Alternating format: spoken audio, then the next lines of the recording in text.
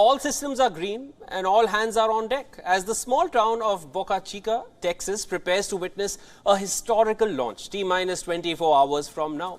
Elon Musk's spacefaring behemoth, the aptly named Starship, is all set to take its first orbital flight test tomorrow, paving the path for man's return to the moon and soon a trip to Mars. The United States Federal Aviation Administration has greenlit SpaceX's long-awaited license for the Starship's first test flight, scheduled for liftoff on Monday from a Starbase launchpad at the Boca Chica beach. This will be the first time the rocket will take flight with both its Super Heavy booster and Starship command module attached.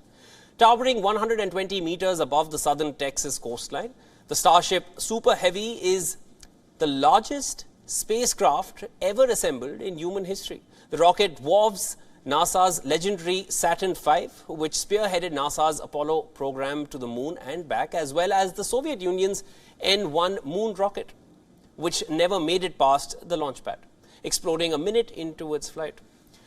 Now, the maiden orbital flight is expected to last 1.5 hours, falling short of a full orbit of our planet. The booster module will break away from the command module and fall into the Gulf of Mexico, while the command module will continue its journey and make a horizontal water landing in Hawaii.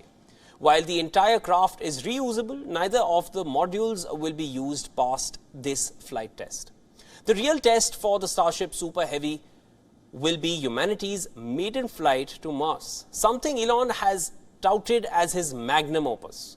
While Musk has remained tight-lipped about the odds of success for the flight, Musk has guaranteed excitement and promised everyone that the launch shall be anything but boring. The Starship's immediate goal is to get all of its essential systems tested in space flight. SpaceX aims to use the rocket to ferry Starlink satellites into low Earth orbit, but the main goal remains to prepare the entire craft for a manned mission to the moon as early as 2025.